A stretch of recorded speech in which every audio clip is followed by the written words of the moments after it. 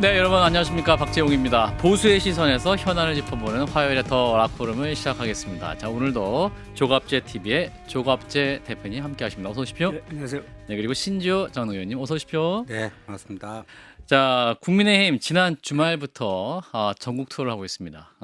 지금 호남을 제만 전국을 돌면서 이재명 정권을 향한 민생 레드 카드를 주제로 대국민 장외 집회를 하고 있는데, 오늘은 텃밭인 경북 구미를 갔습니다. 박정희 전 대통령 생가도 갔는데 일단 영상을 보고 이어가겠습니다. 대표님, 그 일부 의원님들께서 뭐 계엄에 관해서 좀 사과 메시지를 좀 내야 되지 않겠냐 이런 의견들이 있는데 대표님께서 따로 뭐 준비하신 거나 있으실까요? 지금 말씀드릴 단계는 아닌 것 같습니다. 국민의힘 당원들이 싸워야 할 대상은 분명합니다. 저는 당대표 선거가 있었던 전당대회에서도 우리가 제대로 싸워야 된다. 제대로 싸우는 게 혁신이다. 그런데 그 싸우는 대상은 결국 이재명 정권과 더불어민주당입니다. 경선에 관해서는 최종적으로 공천관리위원회에서 결정을 할 것입니다. 그러나 저는 당 대표로서 당성을 강조해 왔고 당원들의 권리를 확대하겠다는 약속을 했습니다. 예, 자, 장동혁 국민의힘 당대표 오늘 구미에 내려간 모습을 보셨는데, 자, 일단은 이제 지방선거를 앞두고 중도층 확장이라는 과제를 어떻게 해야 될 것이냐, 또한 다음 주에 이제 계엄 일주일을 앞두고 사과를 해야 된다, 이런 것들이 초선 의원 중에 또 많이 나오고 있는데 입장 어떻게 들으셨습니까? 조 대표님부터. 당성을 강화하겠다는 게 아주 초지일관인데 당성, 문제가 예. 이제 당성인데요. 국민의힘의 당성이 과연 대한민국의 가는 방향과 맞느냐 하면은 저는 거꾸로 가고 있다고 보거든요. 예, 국민의힘 당원들의 수준이 국민 수준보다 저는 낮다고 봅니다. 그리고 아마도 국민의힘 당원 중에서 부정선거 음모론을 믿는 사람이 반 이상일 거예요. 예, 그러면 이 사람들이 좋아하는 후보를 공천하겠다는 것 아닙니까? 예. 그러면 일반 국민들 입장에서 보면은 좀 황당한 후보가 나오지 않겠습니까? 결국 그렇게 해가지고라도 지금 극우 컬트화되고 있는 국민의 힘을 계속 장악을 해가지고 그러되면은 뭐 대통령 선거고 총선이고 다 포기하는 건데 예. 자기들끼리의 어떤 결사체 비슷한 걸로 만들어 가지고 그러되면 결국 국민의 힘은 이 극단 세력 중심으로 축소지향적으로 갈 거예요. 끼리끼리 뭉치되 예. 이렇게 되면은 그 결속도는 점점 높아집니다. 예. 그럴수록 국민들과는 더 멀어지고 이게 결국 마지막에 가면은 자폭해 버리잖아요. 예. 거의 모든 광신도 집단의 말로는 자폭이거든요. 저는 그 코스로 가고 있다고 봐요. 자폭의 코스를 가고 있다. 예. 자, 우리 신지호 의원님. 근데 지금 뭐 계속 투쟁을 강조를 합니다. 당성을 강조하고. 예. 지금도 저 인터뷰 보면 제대로 싸워야 한다. 그렇죠. 그다음에 잘 싸우는 사람을 내년 공천 주겠다, 주겠다. 뭐 이런 거죠. 뭐, 예. 뭐 틀린 얘기는 아닌데요. 예. 근데 어떤 게 잘 싸우는 건지 그 기준이 명확해야 될 것 같아요. 예. 제가 좀 생각을 해보니까요. 네. 잘 싸우는 거는 뭐냐면은 자기 편에게는 효능감을 줘야 됩니다. 이렇게 하니까 뭐가 되는구나. 그렇죠. 될 것 같구나. 네. 그리고요, 살림이 불어나야 돼요. 지금 부산, 울산, 창원, 오늘 구미 갔잖아요. 근데 거기 그 동원된 당원들 말고 우연히 그 집회 장소를 지나가던 일반 시민이 장동혁이 마이크 잡았네? 무슨 소리 하는지 좀 듣고 가보자. 아하. 뭐 이러면서 몇 명이라도 좀 몰려들고 거기서 듣고 있다가 저 괜찮네. 옳소 하고 박수도 치고 그래갖고 야 사진을 찍으러 가고. 자기 그 지인한테 야 오늘 그 장동혁이 연설하는데 그 친구 좀 옳은말 하대. 예. 이렇게 구전도 되고 예. 뭐 이래야 되는데 아. 그런 게 없어요. 그런 게 없어요. 확장성이 없다. 확장성이 없어요. 그러니까 그리고 이 사람들도 동원된 사람들도 그냥 어떤 정해진 각본에 따라서 뭐 그냥 하듯이 하는 예. 거고 예. 이러면 뭔가 될 거다라는 효능감이 없는 거예요. 그리고요, 두 번째 조건은 상대편에게는 타격감을 줘야 됩니다. 그렇죠. 예, 그러니까 무섭다. 자기 편에게는 효능감을 줘야 되고 상대편에게는 타격감을 줘야 돼요. 예. 아파야 됩니다. 아프더라도 아프지 않는 척을 하겠지만요. 근데 지금 장동혁 지도부는 타격감이 아니라 오히려 정청래 지도부가 공경에 빠졌을 때 그 탈출할 수 있는 묘한 먹잇감을 오히려 제공하고 있는 게 아닌가. 이런 생각도 들고 그래서 모든 투쟁이 다 그 옳은 게 아니고요. 정말 효과적인 투쟁을 좀 해야 되지 않는가. 저렇게 예. 자기 만족적 투쟁을 해서는 좀 앞날이 캄캄하다 이런 생각이 듭니다. 사실 장도국 대표가 뭐랄까요, 이제 비판을 받으면서 지금 나 전략적으로 움직이고 있다라고 이제 방송에서 비판만 하지 말아라 뭐 이런 말씀을 했었었는데 사실은 지금 당내에서도 개헌 반성에 대한 요구와 사과 목소리가 많이 나오고 있죠. 어제 저희 방송 나왔던 박수민 또 국민의힘 의원 같은 경우도 좀 역사와 국민 앞에 제대로 더 사과해야 된다 이렇게 말씀을 했는데 이게 지금 당대표의 행보를 보면 그런 움직임이 좀 과감하게 나올까라는 좀 생각이 좀 듭니다만. 이 극우화되면은 궤도 수정이 불가능하다는 말하고 똑같거든요. 예. 그런데 오늘은 보니까 윤어게인 세력에 속했던 윤상현 의원까지도 그렇죠. 장동혁 대표를 비판하고 나온 것은 국민의힘 안에서 앞으로 상당히 본격적으로 예. 이 내부 노선 투쟁이 일어날 가능성이 엿보입니다. 예. 그리고 거기에 촉발 요인이 바로 한동훈 전 대표의 지난 몇 주간의 아주 놀라운 분투거든요. 예. 그것하고 장동혁 두 사람이 딱 대비가 되는 거예요.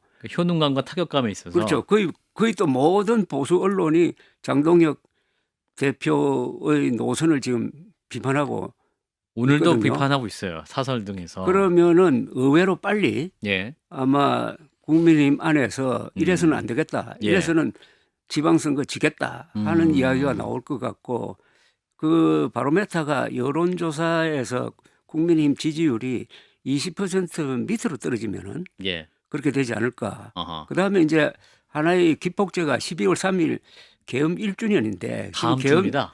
그렇죠. 계엄 1주년을 맞아가지고 예. 모든 언론이 거기에 집중하고 있는데 그렇죠. 지난 1년 동안 국민의힘이 한 행동을 보면은 딱 한 줄로 요약할 수 있어요. 좌파의 프락치 역할을 했다. 좌파의 프락지였다. 모든 행동의 일관성은 예. 결과론적으로 이재명 후보를 대통령으로 만드는 것이고 민주당을 도와주는 일만 골라서 한 것 아닙니까? 예. 골라서. 그게 의도적으로는 안 했다고 그럴 거예요. 그러나 정치라는 것은 결과잖아요. 예. 최근에 있었던 것만 예를 들면은 지금 대장동 항소 포기 사태로 코로나에 몰려 있는 이 민주당의 탈출구를 열어주는 발언이 우리가 황교안이다 하는 이런 식의 발언 아닙니까? 그리고 그렇죠. 부정선거 음보론자와 또 손잡겠다. 예. 이렇게 다 이야기해버리면은 다 껴안고 가겠다. 국민의힘은 이재명 정권을 공격할 수 있는 모든 논리적 근거를 스스로 허물어버리는 거예요. 예. 이게 결국 도와준다 이거죠. 예. 결과론적 프락치 역할밖에 없다. 지난 1년 동안. 사실 다음 주 1년이 장도혁 대표는 취임 100일이거든요. 당대표 네. 된지. 지금 이제 그 좌파의 프락치다 말씀하셨고 우리 의원님은 민주당에 먹잇감만 주고 있다고 말씀하셨는데 네. 그래도 이제 당 대표가 다음 주에 뭐랄까 전략적인 판단에서 뭔가 좀 중대한 발표를 할 수 있을까요? 어떻게 전망하십니까? 근데 그 일정을 보자고요. 예. 12월 3일인데요. 예. 그 본인 취임 100일 또 수요일이죠. 비상계엄 1주년. 근데 그 직전 날까지 예. 계속해서 저 장외투쟁 장외투쟁하죠. 예. 지금 싸우자 이기자 그 전날까지 그거 하다가 갑자기 태세 전환해갖고 사과드립니다. 우리가 잘못했습니다. 어렵다. 그 태세 전환이 될까요? 어렵다. 사실은요. 진짜 이 생각이 있다면 예. 그 작년 계엄의 밤 때 국회 거기 헬기가 착륙한 때. 그 장소 거기에 아하. 국민의힘 107명 의원들과 또 다른 뭐 당직자들 당원들 다 가서요. 거기서 석고대절을 해야 됩니다. 헬기 착륙한 곳에 가서. 네. 예. 거기 가서 석고대절을 해야 되는데 근데 그 전날까지 뭐 싸우자 이기자 이랬는데 그 다음날 그 태세 전환이 되겠습니까? 근데 이제 이런 가운데 이제 나경원 의원 이제 패스트트랙 2심에서 이제 의원직 상실형을 받지 않고 의원직은 지킨 상태에서 벌금형을 받았는데 자 이분이 이제 지방선거 총괄기획단 위원장을 맡았어요 단장. 근데 경선 룰을 지금 고민하고 있는데 당원 투표 70%, 여론조사 30%로 경선 룰을 만들었습니다. 요거에 대해서 이제 또 지금 오세훈 시장마저도 그 우려를 전했단 말이죠. 그렇죠. 예. 저는 이거는요 거꾸로 가는 거 아닙니까? 거꾸로 간다. 예, 최근에 뭐 모든 그 데이터가 예. 얘기하는 게 그리고요 선거에서 열세에 놓여 있는 정당이 이건 한국뿐만 아니라 전 세계적으로요. 예.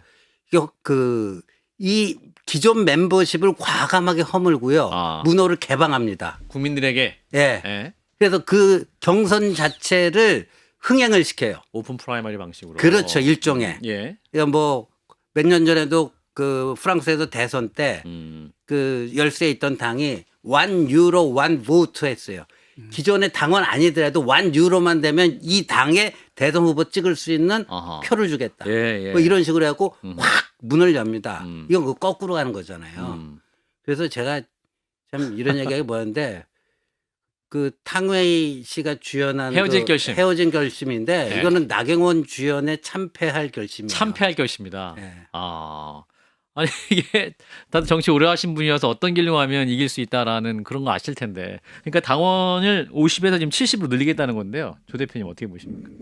아까 말씀드린 그게 이제 축소지향으로 가는 것 아닙니까? 우리끼리의 그렇죠? 모임. 예, 편한 사람들끼리 모이자는 거고.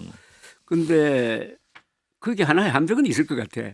예컨대 서울 시장 후보를 저런 식으로 선출하려고 할 때 예. 서울시에 당적을 둔 당원들만 투표할 텐데 네. 이 사람들은 국민의힘 전체 당원하고는 또 성격이 다를 거라고요. 서울 시민의 경우에. 그렇죠. 서울시 예. 당원일 경우에 그렇더라도 이 가는 방향은 완전히 거꾸로인데 예. 나경원 의원은 정말 참 근사한 장면이 있었어요. 저분은 정치 생애에서 예. 2019년에 예. 원내대표 할 때 국회에서 아주 멋진 연설을 하고 음. 그때 황교안 대표와 함께 광화문에서 집회할 때 명연설가였습니다. 그 모습이 계속 떠오르고요. 그다음에 작년 국회의원 선거 잘했잖아요. 예, 동작에서 어려운 네. 선거를 이겼죠. 이겼죠. 예. 저는 그 두 장면과 요새 하는 행동 사이에 너무나 이게 간격이 있어요. 간격이. 예. 그래서 왜 이렇게 변화가 왔느냐. 어. 그것은 아마 이럴 겁니다. 윤석열과의 관계 설정이 어긋났다고 봅니다. 윤석열과 맞서야 되는데 예. 또 맞서야 될 이유가 있는 사람 아닙니까? 있는데 이상하게 계엄을 계기로 해가지고 더 윤석열과 밀착한 노선을 선택을 하고 거기서 벗어나지 않거든요. 그러니까 윤석열, 나경원 겹쳐 보이는 거예요. 그런 점에서 저는 나경원 의원도 참 아쉽고 한국 보수 세력이 그래도 키워야 될 사람 중에 한 사람이었는데 이렇게 되니까 좀 짠합니다. 예, 굉장히 좀 안타깝다는 네. 심정을 표현해주고 계시는데, 사실 이제 좀 당원 투표 70, 여론조사 30 이 경선을 가게 되면, 뭐랄까요, 한동훈 전 대표 네. 출마 어려워지는 거 아니야? 뭐 이렇게 예상하시는 분도 있는데, 한동훈 대표가 일단 구체적으로 어떻게 하시겠다는 뭐 이렇게 입장은 내지 않았습니다만. 뭐 한동훈이 출마한다고 했나요? 그러니까 그래도 이제 다 관심이 많아가지고. 예. 근데 뭐 이 7대 3 되면 뭐 한동훈 전 대표뿐만 아니라 예. 뭐 오세훈 너 시장이건 어려운 뭐 것도. 예. 박형준 시장이건 좀 약간 좀 중도 보수 그렇죠. 포지셔닝 돼 있는 분들은 조금 안 좋겠죠. 매운맛인 분들만 그러니까 지금 유리한. 이거는 예. 기본적으로 예. 안 그래도 짠물당인데 왕소금당을 만들자는 얘기거든요. 예. 그렇군요. 근데 그래서 저는 지금 뭐 장동혁 대표도 그렇고 나경원 의원도 그렇고 이게 네. 당 지도부에 계신 분들이 예. 목표가 뭔지를 모르겠어요. 목표가 예, 예. 지방선거 승리인지 아니면 당내 헤게모니 장악인지 그걸 좀 분명히 해야 된다. 그 목표는 분명한 거 아닙니까? 아니 근데 지금 하는 당내 거 보면 헤게모니 장악이 목표 아닌가? 그러니까요. 네. 지금 그러니까 이게 지금 당내 경선 예선이잖아요. 그렇죠. 예선 통과가 목적이면 안 되잖아요. 그렇죠. 그 본선 본선 와서 승리가 목표여야 되지 그렇죠. 예선 통과. 그러니까 이분들의 사고가 딱 네. 거기까지만 가 있는 것 같아요. 그 대선 후보 선출만 목적이고 네. 대선 될 수 있는 분이 나오는 게 아니라 그 약간 본선 그런 느낌이. 그렇죠. 본선 경쟁력이라든가 네. 본선에서 어떻게 이길 것인가 네. 이기는 전략은 무엇인가 여기에 대한 고민의 흔적이 별로 안 보여요. 그러니까 민주당은 좋은 거죠.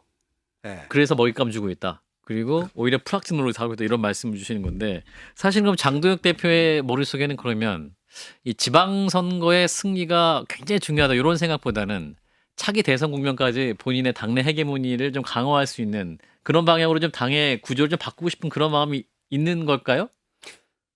그 대선까지 생각할 여유도 없을 거고 그러니까요. 그분이 대선 후보라고 생각하는 사람도 별로 없을 것 같고 그렇다면은 윤석열 세력 그리고 부정선거 음모론 세력이 원하는 대로 예. 이번에 공천해가지고 그 세력을 좀 공천을 해가지고 자리를 좀 차지하고 하겠다는 그 정도로 굉장히 그 욕심이 적다고 봅니다. 그래요? 욕심이 큰 사람은 저렇게 행동을 안 하거든요. 그래요.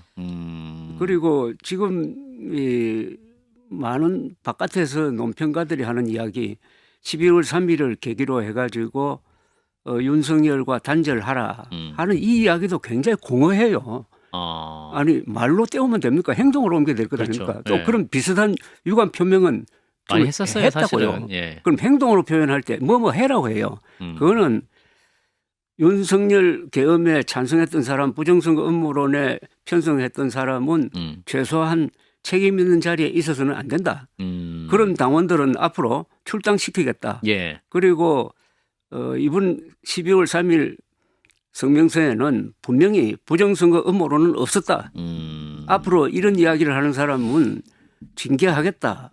그리고 옥중에 있는 윤석열 대통령은 이번에 내란 재판 최후 진술에서 네. 분명히 부정선거 음모론은 없었다는 것을 양심스러운 형식으로 고백해 주기 바란다. 이 정도 해야 되는 것 아닙니까? 예. 이 정도 액션이 따르지 않고 12월 3일 날 뭘 하라고 하면 또 애매모호한 그 나올 가능성이 많아요. 예. 그게 무슨 효과가 있습니까? 그러니까 행동이 따르지 않는 행동이 따르지 않는 이상 그 전련 이거 아무 의미 없다는 거죠. 제 여기는. 그 레토릭은 전혀 의미가 없다는 그렇죠. 이런 말씀이신 네. 건데 사실 어제 이제 박수민 의원, 국민의힘 의원 같은 경우도 그건 다 알겠는데 당내에 굉장히 여러 상황이 중첩돼 있어갖고 이게 뭘 어떻게 구체적으로 하기 어려운 상황도 있는 게 사실이다 이런 말씀도 하시는데 이런 가운데 장동혁 대표가 그 대장동 항소포기 공개 토론 조국 혁신당의 조국 대표가 내가 하겠다. 네. 빠른 시일 내에 잡아달라 또 이렇게 말씀을 하고 네. 정청래도 알아 뭐 이렇게 지금 얘기하고 있거든요. 이 상황은 또 어떻게 보세요?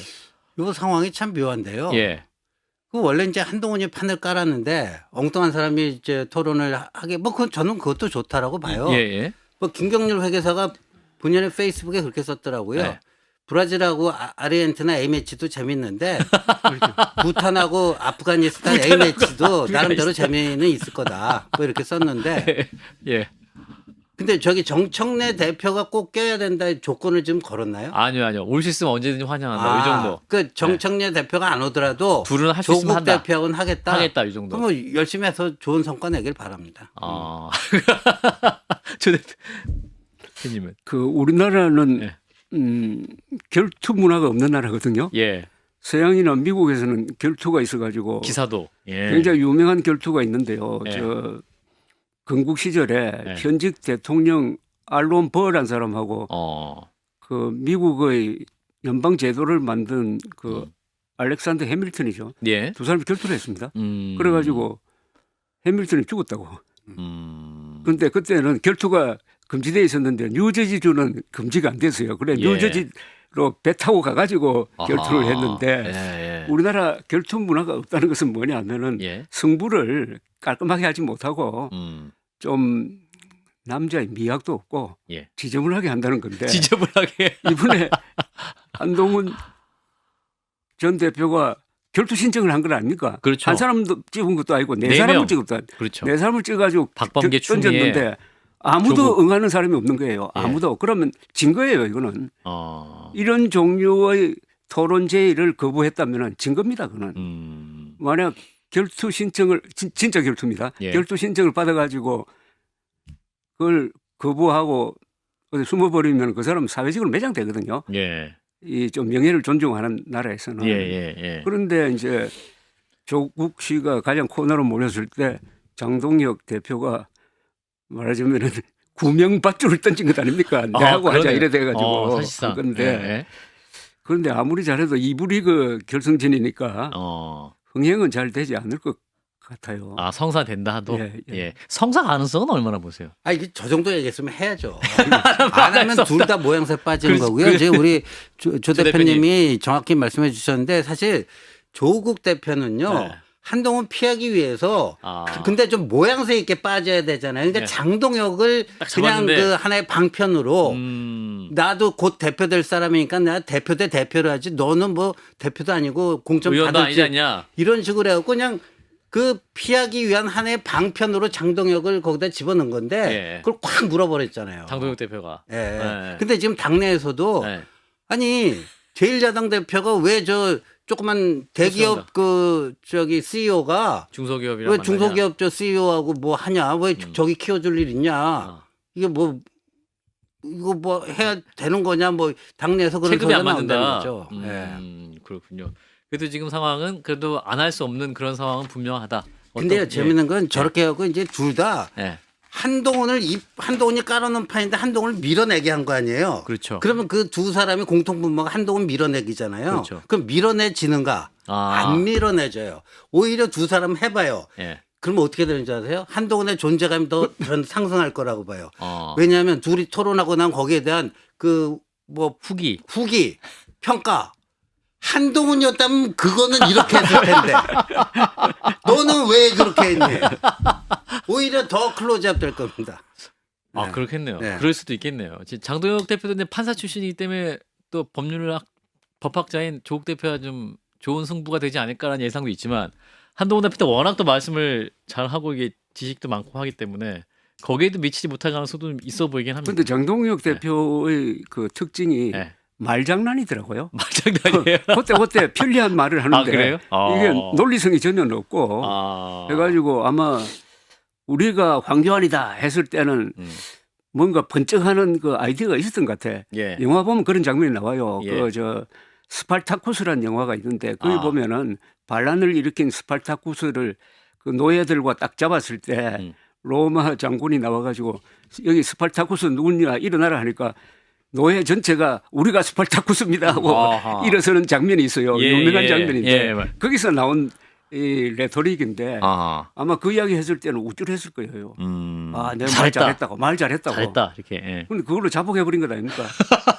우리가 황교안이다 하는 순간 자폭이었어요. 국힘당도 그렇죠. 업무당이 돼버리고 부정선거론자가 네. 되는 것이고. 아마 그런 수준의 말로 조국 씨를 상대할 것 같은데 조국 씨 또한 뭐 좀 교수 출신이지만은 예. 디테일에 약하기 때문에 아하. 하여튼 그 토론은 긴장감도 내용도 좀 떨어지지 않을까. 제가 미리 좀 찬물 끼얹어서 미안한데 예. 그렇게 생각해요. 예, 뭐 이불이라고 말씀하셨지만 만약에 성사되면 꼭 한판승부에서 두 분이 만나주시길 바라겠습니다. 물론 저희는 한동훈 대표도 오셔도 되고요. 자, 근데 이제 모레 그 추경호 전 원내대표에 대한 체포 동의안 표결이 있는데 국민의힘이 거부하겠다는 입장이고, 근데 이제 민주당이 계속 이제 위헌정당 해산 여기 계속 얘기하잖아요. 네. 의원님 이 국면은 어떻게 지나가게 될까요? 글쎄 이제 뭐 혹시라도 이제 추경호 전 원내대표 네. 영장이 발부되면 네. 그 위헌정당 해산론이 조금 더 탄력은 받긴 받겠죠. 네. 탄력은 받긴 받을 텐데 근데 저는 이제 계엄의 날 추경호 그 당시 원내대표의 정치적 선택 대단히 잘못됐다. 예. 이렇게 생각해요. 예, 추경호 원내대표가 한동훈과 그때 뜻을 같이 해줬다면 역사가 바뀌었을 것이다.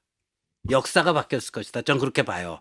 예. 그렇죠. 그러니까 추경호가 한동훈과 뜻을 같이 했다면 18명이 가서 표결하는 게 아니라 81명이 거꾸로 그렇죠. 표결했다면은 아하. 윤 전 대통령이 이 질서 있는 퇴진, 임기 단축 뭐 퇴진 뭐 이런 거 해가지고요 탄핵 안 당하고 저 감방에 안 가 있을 수도 있어요.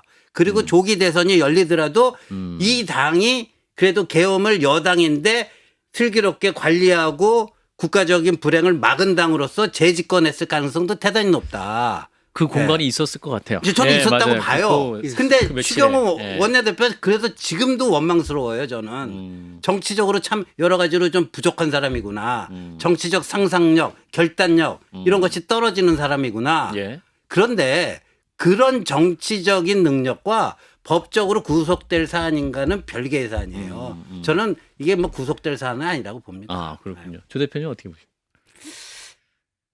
저는 구속은 원래부터 저는 반대하는 사람이거든요. 예. 불구속 수사 원칙을 저는 인권적으로 믿는 사람인데 예. 그러나 지금 말씀하신 대로 그 잘못했죠. 크게 잘못했죠. 네. 역사적 순간에서 역사적 잘못을 한 거죠.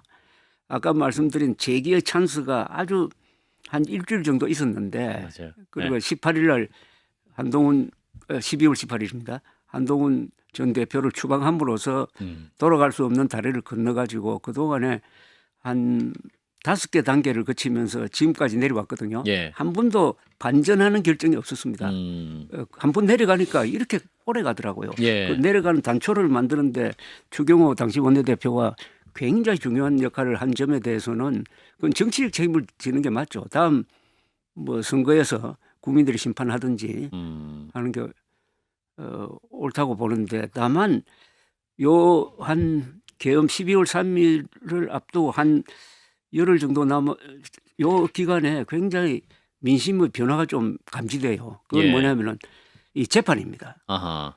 이 윤석열 내란 혐의 재판에 윤석열 증인이 피고인이죠. 예. 피고인이 계속 나와가지고 부하들을 하고 계속 공방전을 합니다. 맞아요. 그죠?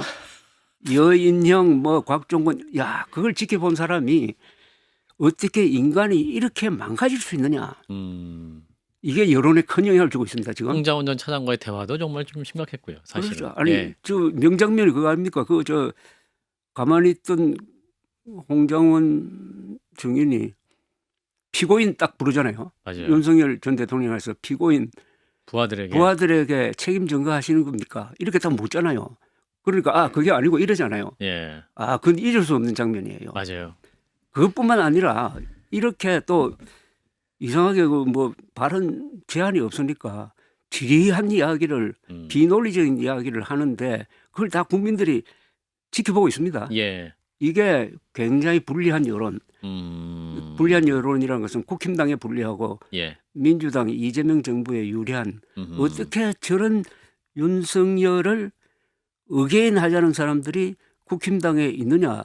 저 세력은 도대체 뭐냐 하는 거대한 의문점을 지금 던지고 있는 상황에서 이제 추경호 구속 적부 심사가 있을 텐데 예. 거기에도 영향을 줄지 모르죠. 예. 자, 이제 조 대표님이 그 재판 얘기를 하셔서 자연스럽게 재판 얘기로 넘어가 보면 한덕수 전 총리에 대한 재판이 내일 끝이 납니다. 내일 이제 특검팀의 구형, 한 전 총리의 최후 진술이 있을 예정이고, 이제 내년 한 1월 21일, 28일 정도에 선고가 있을 예정이다라는 건데 이 또 최종 선고, 1심 선고는 아마도 윤 전 대통령 관련 재판과 연계해서 아마 날짜 조정이 있을 것 같긴 한데, 자 일단 한 전 총리와 여인은정 사령관의 법정 발언 영상을 또 한번 듣고 이어가겠습니다. 대통령실로부터 문건을 받은 사실 없다는 취지로 위증하였다라고 진술을 하였는데 맞습니까? 네, 제가 헌재에서 위증을 했습니다. 거의 뭐 멘붕 상태 내지는 정말 좀 뭔가 보고 듣고는 합니다만 그것이 제대로 이렇게 들어와서 인지가 되는 그런 상황은 정말 아니었다. 국군 통수권자이신데 지금 군이 계엄에 대해서 어떤 상황에 있고 어떤 인식을 갖고 있고 어떤 훈련이 준비가 돼 있고 하는 거를 전혀 좀 모르시는 것 같다는 생각이 들었습니다. 그럼 제가 왜 무릎을 꿇었을까요? 제가 1개 사령관밖에 안 되는데 대통령님 앞에서 무례한 발언을 내가 했구나 하는 생각도 들고 해서. 예, 자 여인영 전 사령관 그리고 한덕수 전 총리의 재판정에서의 모습을 보셨는데, 자 일단 한덕수 전 총리 제가 위증을 했습니다. 본인이 또 이렇게 선언을 해버렸네요. 자 여러 가지 또 장면을 보면서 좀 착잡한 생각도 좀 많이 들기도 합니다. 조 대표님부터 말씀 주시죠. 한덕수 전 지금 금방 보여준 두 장면은 예. 너무나 심각하면서도 너무나 한심해요. 예. 한심하다는 것은 두 분이 한심하다는 이야기가 아니고 예. 저런 상황을 만든 윤석열 당시 대통령이 한심하다는 뜻입니다. 예.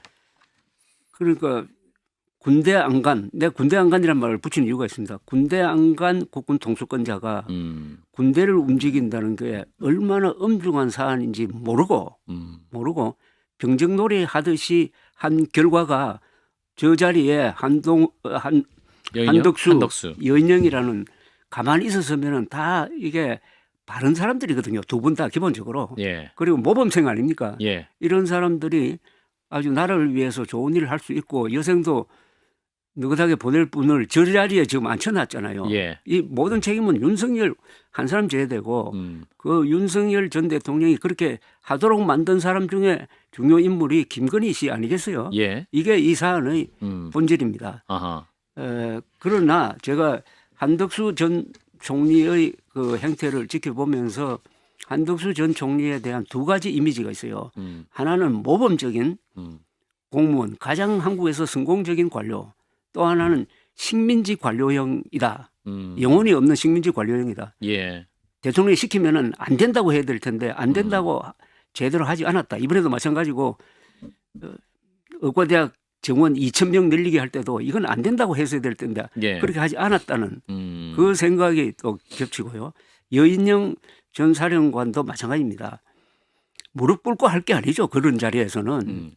절대 안 됩니다 해가지고 거기서 아예 전역하겠다고 하든지 그렇게 했어야지. 예. 그 사안인데 왜 무릎 꿇습니까? 뭐 술 먹다가 이제 그러니까 인간적으로는 이해가 가요. 예. 그러나 군대 아닙니까? 군대를 움직이는 문제 아닙니까? 또 비상대권 운운하는데 우리 헌법에 비상대권이 도대체 어디 있습니까? 예. 비상대권이란 말 자체가 나는 왕이란 이야기인데 네. 계엄령 선포권만 있지 그게 어떻게 비상대권이냐 이거예요. 완전히 저 왕자수 나오더니 왕처럼 행동했다는 게 이번에 밝혀졌잖아요. 그리고 헌법에 비상계엄령의 그 대상이 국회가 아니라는 걸 몰랐잖아요. 맞습니다. 포고령 1호가 국회의 기능을 정지시키는데 그걸로 해가지고 그 자체가 틀렸어요. 그걸로 위헌이에요. 해가지고 모든 게 이거 내란 쪽으로 규정되도록 만들어버렸잖아요. 예. 그건 몰랐습니다. 아니 검찰총장 지내고 대통령이 헌법을 몰랐다는 게 이번에 폭로된 거 아닙니까? 예. 여러 가지로 좀 안타깝다라는 말씀, 우리 의원님. 저는 뭐 좀 한덕수 전 총리님에 대해서는 좀 실망스럽고요. 예. 그 멘탈이 나갔다고 그러는데 예. 그럼 뭐 나는 새 가슴입니다. 자기 고백한 건데 그런 정도. 근데 이분이 걸어온 길 거의 모든 정권에서 국무총리 요직을 맡으신 하셨고, 분이고 예. 나름대로 공직생활하면서 산전수전 다 겪으신 분인데 그렇죠. 저렇게 얘기하는 거 보니까 좀 실망스러워요. 그리고 오히려 자기보다 공직 후배인 최상목 부총리는 할 말 좀 했잖아요. 그렇죠. 네. 네, 조태열 외교부 장관도 그렇고요. 네.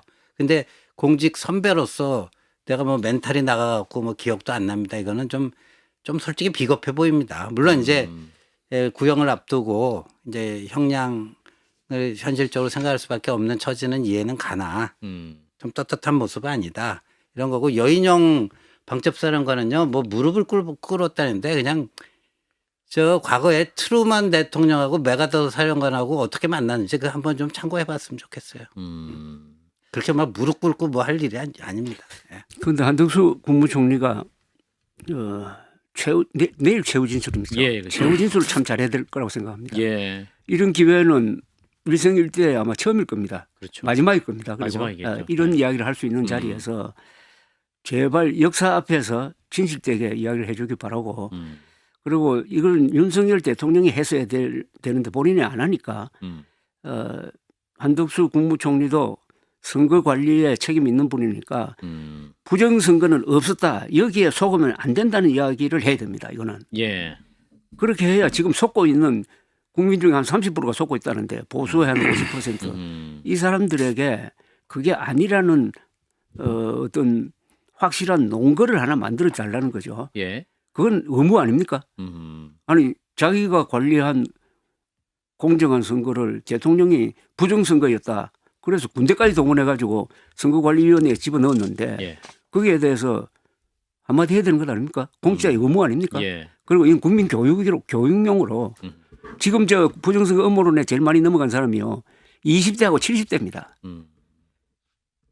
70대가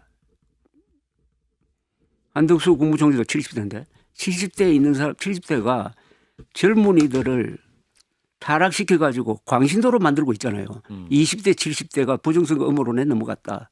여기에 대해서 최후 진술 때 좀 좋은 말을 했으면 좋겠다는 생각이 들어요. 예, 또 양심적인 지식인의 모습을 좀 보여주면 좋겠다. 그런 바람을 주셨는데, 이제 여인영 전 사령관이 이제 무릎 꿇었다. 라고 하는 것이 이제 작년 한 4, 5월경이라고 이제 5, 6월경인가요? 그렇게 얘기를 했었고 그때 술 먹고 있었다는 거 아니에요.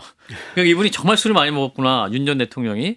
심지어 지금 윤관영 의원에 따르면 2023년 2월 이건 정권 초기죠. 국정원 업무 보고를 대충 끝내고 그 폭탄주를 마시고 경호관한테 엎혀 나왔다는 얘기가 있었다라는 것이고 해외 순방을 가면 참이슬 소주죠. 참이슬 프레시 페트병 10개를 들고 갔다. 뭐 이런 얘기입니다. 여러 가지 믿기 어려운 그런 이제 증언들이 좀 나오고 있는데 참 어떻게 들어야 될까? 이게 참 아니 대통령으로서 근데 그 역사적으로 위대한 정치가들 보면요. 네. 알코올릭들이 꽤 있어요. 처칠도 알코올릭이었어요. 아 그랬나요? 처칠도 예. 아주 심한 알코올릭인데 근데 할 일은 다 했어요. 그렇죠. 술은 그렇죠. 마시면서 예. 할 일은 다 했어요. 그러니까 뭐 애주가로서 뭐 하는 건 좋은데 예. 이 술 먹었을 때 정신 세계가 맨정신 술 안 먹었을 때 정신 세계로 이렇게 악영향을 미치면 안 되는 거죠. 그렇죠. 예. 지금 내 윤 전 대통령의 경우는 거의 그 수준이에요. 그렇죠. 예. 취기와 안 취기가 구분이 안 가네요. 예. 그게 비극이죠. 조 대표님은 그 문제는 굉장히 좀 심각하게 많이 보셨지 않습니까? 이 술 문제. 술김에 홧김에 계엄 뭐 이런 단어가 생각나네요. 예. 그리고 국군 통수권자와 폭탄주는 이거 안 맞는 개념입니다.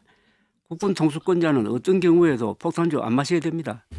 왜 저런 식으로 마시느냐? 예. 역설적으로 한미동맹이 있고 주한미군이 있으니까 국군 통수권자가 폭탄주 마시는 거예요. 한미동맹도 없고 주한미군도 없고 핵무기도 없는 상태에서 핵무기 있는 김정은이가 그날 밤에 계속 핵미사일 발사 단추 만지작거린다는 걸 아는 국군 통수권자 같으면 절대로 저런 술판 안 벌립니다. 예. 긴장하죠. 긴장하죠. 예. 그러니까 한미동맹이란 게 좋은 것만 아니라는 거죠. 그 부작용이 예. 한국 사람들이 웰빙 하도록 만들고 노예건성 갖도록 만들었는데 예. 국군 통수권자까지 그 영향권에 있구나 하는 걸 느낍니다.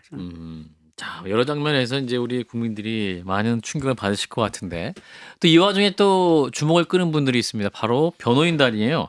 김용현 전 장관 변호사들이 법정 모독 논란이 있습니다. 막말하고 판사랑 막 싸우더니 또 본인이 유튜브 가서 막 또 판사 욕을 합니다. 그러면서 지금 이제 법원 행정처에서 이 변호사들을 또 고발 조치하겠다 명예훼손 뭐 이런 부분을 또 법적 처리 방침도 밝혔는데 오히려 또 이 사람들이 또 이진관 부장판사를 공소에 고발하겠다 하면 서로 싸우고 있는 상황입니다. 이거 어떻게 보고 계십니까? 지금 법원 행정처에서 이 두 변호사를 고발을 했더라고요. 맞습니다.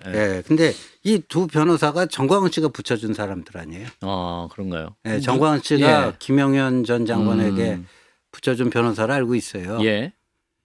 근데 제가 이거 보면서 극과 극은 통한다 이런 게 생각이 났는데 왜 이제 이명박 정권 때 뭐 가까새끼 짬뽕이네 뭐네 하고 판사가 막 그런 표현을 했는데 그 좌파 판사들이 그 사석에서 하는 용어 중에 재판도 정치 투쟁이다 이런 얘기를 해요. 예. 근데 이 사람들이 딱 그 정서예요. 그 법조인이면 법조인답게 그 사실과 법리에 따라서 뭐를 해야 되는데 예. 이거 하나의 그 모든 걸 정치적 사고로 그 정광훈 씨 그룹이 그렇잖아요. 예. 근데 김영현 전 장관이 이런 변호인을 쓰는 게 본인에게 득이 되는지 실이 되는지 정도는 판단을 해야 될 텐데 예. 오히려 매를 벌고 있어요. 조 대표님? 그 변호사의 형태는 윤석열, 김용현의 형태를 따라가는 거죠. 그리고 지난 3월인가 광화문에서 집회할 때 김용현 변호사 중에 누구 한 사람이 나와가지고 이번에 말썽 부린 두 사람이 아니에요. 다른 사람이 나와가지고 누구를 향해서 처단하라는 이야기를 계속 하더라고요. 처단. 그래서 아예 작심을 하고 법리투쟁하는 게 아니라 지금 정치투쟁을 하고 있는데 이건 뭐 엄벌에 처해야 되죠. 우리가 법을 존중한다는 것은 그게 찬동해서 하는 게 아니잖아요. 예. 공동체를 유지하기 위해서는 내 마음에 안 들더라도 법을 존중해야 된다. 뭐 소크라테스도 그래서 악법도 법이다 그래가지고 억울한 줄 알면서도 사형당한 것 아닙니까? 예.